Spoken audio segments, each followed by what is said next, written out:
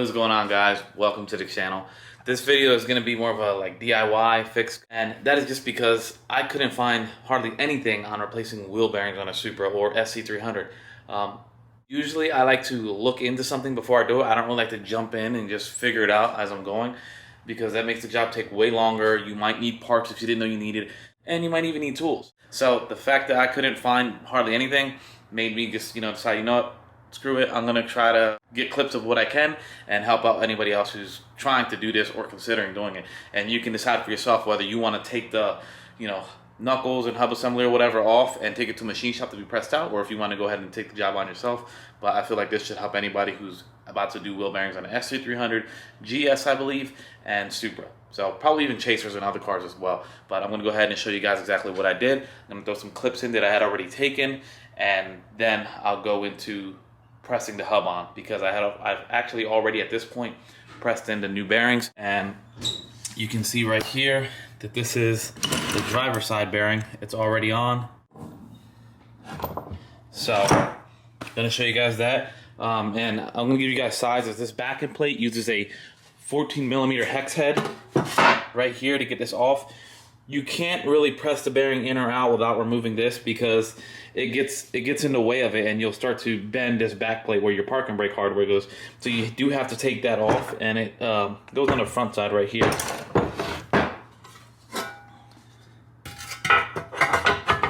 It goes like that. So like I said, you can't press this bearing up out without taking this off, because there's nowhere to actually mount this. But if you have a basic Harbor Freight press, you can push that bearing out right through these holes. It's exactly big enough to press them out. And then when you flip it around, you just stack these up right here, and you just get the sizes you need to where it'll hold the new bearing into this assembly, and that's when you press your new hub onto it after you place this backing plate and the front seal in. Now, once you stack enough of these up, you can get them to kind of sit like on the back side of the hub bearing. You see how that sits in there fine? You can sit that in there and stack them up to where this sticks out further than the ring, and you'll just sit this on a plate on your press, and then you can press the hub in, like I said, after you put that backing plate back on the front side. So stack these up like that, because if you leave it like this, it doesn't sit level. So get these stacked up to raise it up so it's nice and flat. Put your cover on it, and then go ahead and stick your hub in right here. You're good to go with that. Now, I did have to replace one hub. Here's the part number. Oh, wait. 42301-330. So this is the part number for Supras and SC300s, I believe. To my surprise, the best pricing I found was actually from Toyota at their cost price. But I will say there is a seller on eBay selling a pair for, I believe, less than $200. But I just didn't want to take the chance of putting something that holds my wheel to my car, something that was just cheaply made or not proper to the car. I didn't want to have any issues with something like this. So I went ahead and just ordered it from Toyota. I do have to bust out these studs so I can put in my extended studs, but that's nothing big. And I'm gonna go ahead and press this in after I show you guys the clip of everything else you had to do to pop these old wheel bearings out of the other hubs. So I'm gonna show you that now.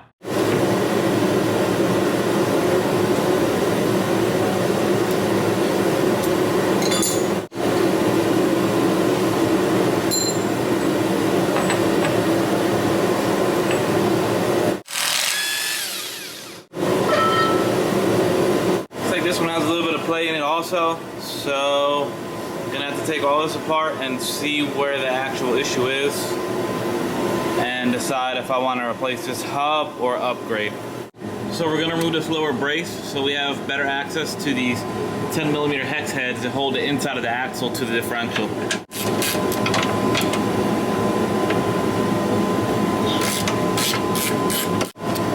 So now that we got that out the way, I can go ahead and loosen these up.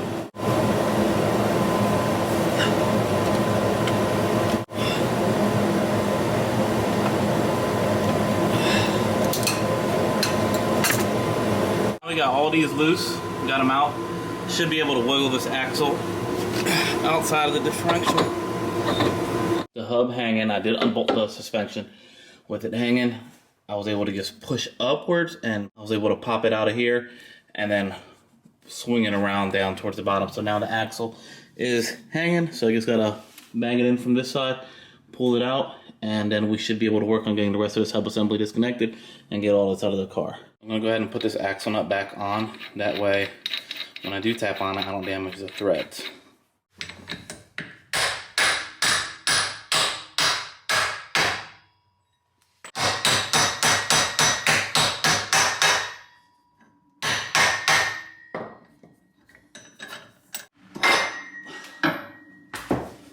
There, our axle's out. Now we can see that. It's probably hard to see on camera.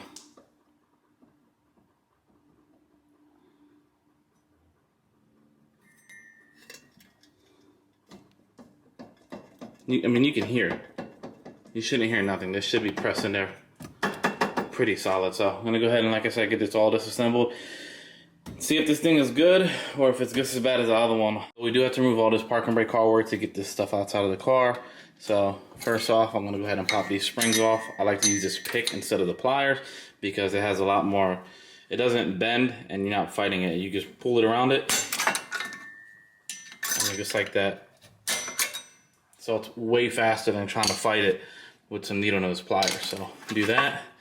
Do the same thing on the bottom one. You got one on the bottom. And then you have these right here. These are just, let me get this out the way. You can access it right there, kind of. But I do use the needle nose pliers. These are a little bit bent, but they should still work. Stick it in there, turn it, and you should be able to get it pop out. There you go. So, just like that. Because all it is it's slotted. So it's sitting like this with this hook. I'll pull it out from the back so you can see. So you can see it's like a flathead. That would sit horizontal in here. And then when you push this back against the spring and turn it, that flathead is now horizontal with the horizontal slot in this. Well, this will now be horizontal, and then it'll just pop out when you release. So that's how you release that. And then this is all just hanging. Do the same thing with this side. Sometimes it is a little complicated to put back together because there's a lot of little springs and stuff. But once you do it a few times and actually pay attention when you're taking it apart, it's not that complicated. So I'm gonna go ahead and pull this side out, and then I'll get to this right here. For this is a 19, I believe, and the lower one is a 19, and I believe this Megan toe arm is a 19 as well. So those will have to be taken off with the impact. So you have to bang on this ear a little bit, maybe add some heat to it with a torque so you can get it to break free, and then you can go ahead and pull this whole assembly off. So I'm gonna go work on that now. There's also a few little, there's, I believe this 10mm down here. It's supposed to be another one right there. Apparently I'm missing one. So it actually looks like it's broken off in there. So yeah, this right here needs to come out. That's the park and brake cable. And once we get that out, we should be able to pull this all the way out, along with everything else, obviously. For this right here, I did want to go ahead and show you. You'll some pliers, pull this spring back, and this one will fight you a little bit because you need to pull this back and kind of keep it back. That's probably a better way than this, but I'm gonna pull it back, then I'm gonna stick these pliers in there, and now that these have it pinched back like that, I can push it back, squeeze down on it, slide this forward, and that's all it is to that. And like I said, it's 10mm, and we should be able to pull that park and brake cable out, do everything else, and pull this off.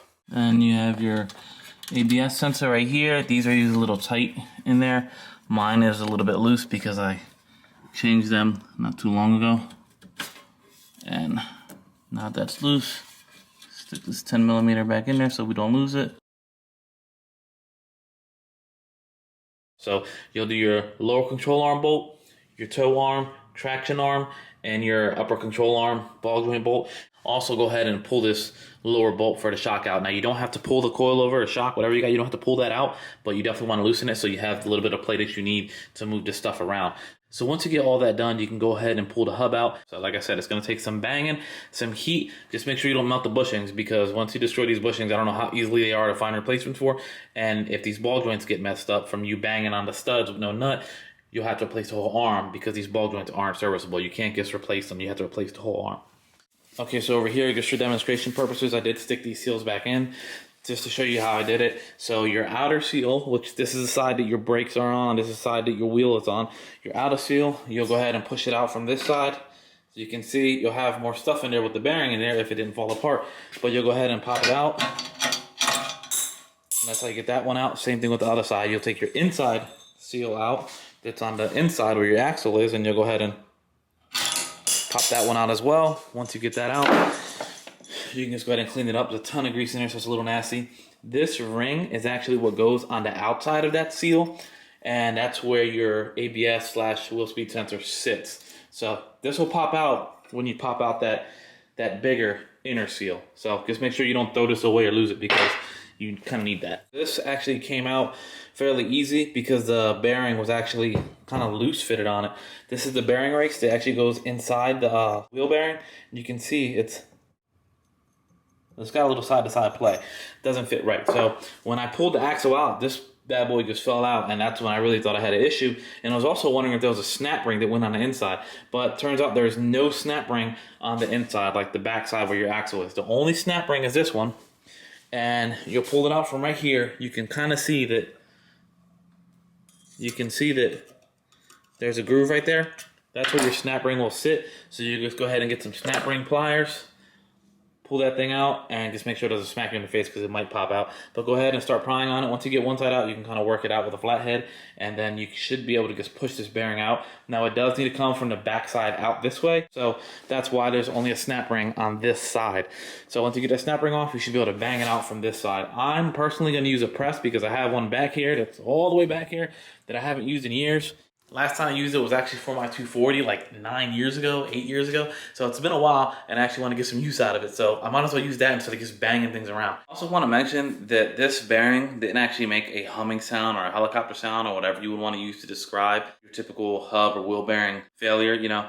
But it was more of like a squeak, squeak, squeak, like a really weird squeak sound that would kind of speed up the faster I went, and also kind of like a scratching sound, like a worn brake pad sound. But my brake shoes are pretty good, and my pads are obviously pretty fresh, so I knew it wasn't none of those. I adjusted the parking brake a few times, wondering if it was just something in the springs, it was just moving around, making contact somewhere. That didn't help at all, so I went ahead and pulled the hub off and checked it out, and that's when I noticed that there was a little bit of play in the wheel bearing. But I didn't have any play with the wheel torque down or the axle not torque down. So like I said, it didn't make your typical wheel bearing sound, but it was still warm. So I'm hoping that this fixes my issue. It was definitely an issue, but I'm hoping that this new bearing fixes it. Okay, so I really hope that was helpful.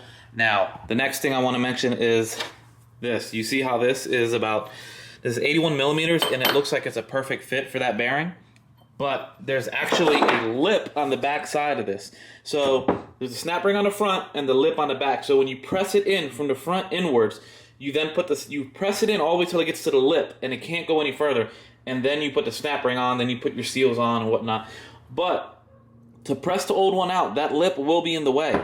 So if you try to use this 81 millimeter, you're never going to push out the bearing just because the 81 millimeter is too big and it makes contact with the lip.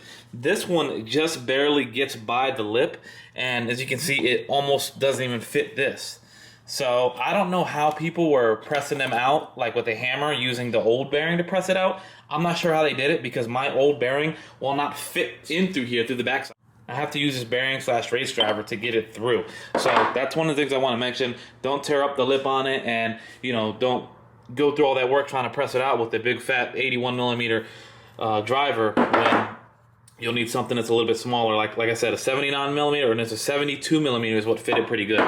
So get that in there, press it out, and then you can go ahead and press the new one in with a bigger size, because the front side, as you can see, will accept it looks like, I'm pretty sure the 81 millimeter fit in there. But I mean, either way, you'll have it out and you'll be able to play with different sizes if you want to do it yourself. And this is why I say that a machine shop might be a better choice for you, because I have that press and I've had it for like 10 years. So it is convenient to have, but if you don't have it, it doesn't make sense to go buy it for a wheel bearing on a car. I believe a machine shop charges about 20 or 30 bucks to press out a bearing and put a new one in. So unless they're charging you extra money or a lot extra to press this hub, and after putting new seals in, then it just makes sense to just go to them and let them do it. It's easier to just unbolt all this, drop it off to them, have them disassemble it, take your backing plate off, pop your bearings out, put the new one in, do everything themselves. You just have to make sure they use new seals, they press it in, but I'm assuming your average machine shop would know the order of all this and they would have experience on what to pull out. So if you have a press, or if you have there's an actual kit that you can buy that you can do it with an impact, and you'll just stick a plate on the one side and the back side, and you'll stick another plate on the front side with a nut on it, and it'll just drive it in. That's another way to do it. But to get the actual bearing out, you have to bang it out, unless you can do the same thing if you have a big enough cup to put on the front side. So either do something like that or just go to a machine shop. So if you don't want to spend, if you don't want to rent, or if you don't have the stuff to do it and you don't want to buy it, it makes more sense, because you could put maybe $80 towards machine work at a machine shop plus the cost of the bearings and have it said and done, no problems, you know. But if you're like me, you just like doing stuff yourself because you want to get it done yourself, then this is the route you'll have to go. Like I said, I had an old press. It was convenient for me. I did buy a set of these. This was like 39 bucks. But other than that, I don't have any money into this aside from the actual hub bearings and this assembly right here, because my old one was worn. So I'm going to go ahead and show you guys how I press this in. But first, I do have to put the backing plate on this, because the backing plate does have to go on first. It does not fit over this, and there's no way to get this back on if... So, oh, that's not even in there.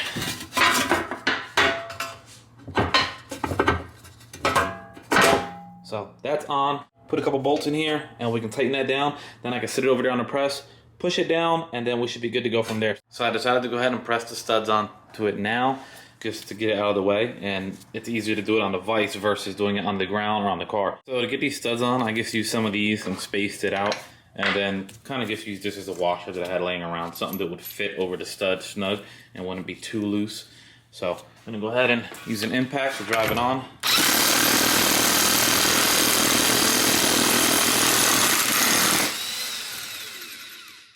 And hope you guys seen that. I think I will do camera, but that's pretty much how I got them on.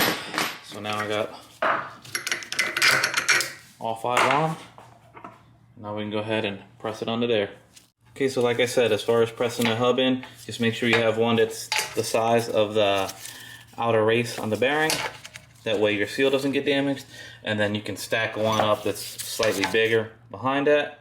And then you can go up in size until you get this stacked up as high as you need it to work with your press or whatever you're using. So I'm gonna go ahead and take it over there now. All right, so we got it sitting up there on the press. Like I said, I spaced it out good enough to where it's sitting on the outer race on the back side of the bearing, and then we can go ahead and press it on.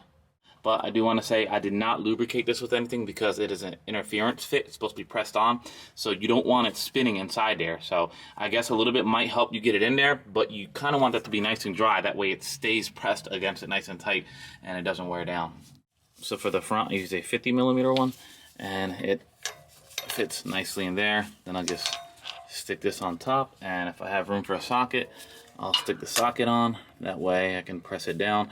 It does come with something to where you can thread it in and sit it there nice and tight, but it's too long for how I have this right now. So I'm going to center this up good with this and then press it down.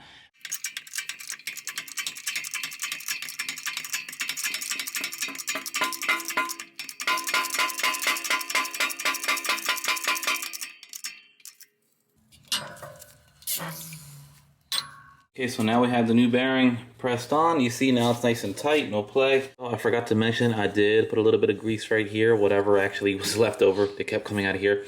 I put that over here on this seal, and I put it on the other side in between the hub and the actual assembly. That way, whatever contact it makes with anything, it keeps from ripping the seal, keeps it nice and soft. It's kind of similar to what you do on a cam seal. You'll lubricate the side that runs along the cam journal, and you will use RTV on the cam cap and cylinder head side. So just using the same concept on this. I don't know if it'll make that much of a difference, but I'd rather, you know, do what I can to make it last as long as possible without tearing up the seal. Flip it around. You can see new hub on there. Studs in, so it's good to go, good to be put back on the car now. And then you just install it in reverse order that you took it off. And that's pretty much how you do hub bearings on a Supra. Again, I apologize that it's not a super clear video, you know, it's exactly step by step, but I feel like the most complicated part was the fact that you have to press the bearing out from the back side out to the front, and you have to remove the seals and the C-clip and all that before you could even do that. And the fact that you can't fit this fat 81 millimeter driver back there, you should have to fit the smaller one wherever it is, because like I said, you have to fit one that's pretty much just a tad bit smaller than this so it can get wedged in there and push out. But hopefully this helps some people out. You know, I figured I'd include exactly what helped me, and I don't know if I said it, but this this big hex bolt that goes on the backside, it is a 14 millimeter hex head. So they're kind of big. I don't think they're as common as the smaller ones, but yeah, it's 14 millimeter hex head, and that's what you'll need to tighten this down.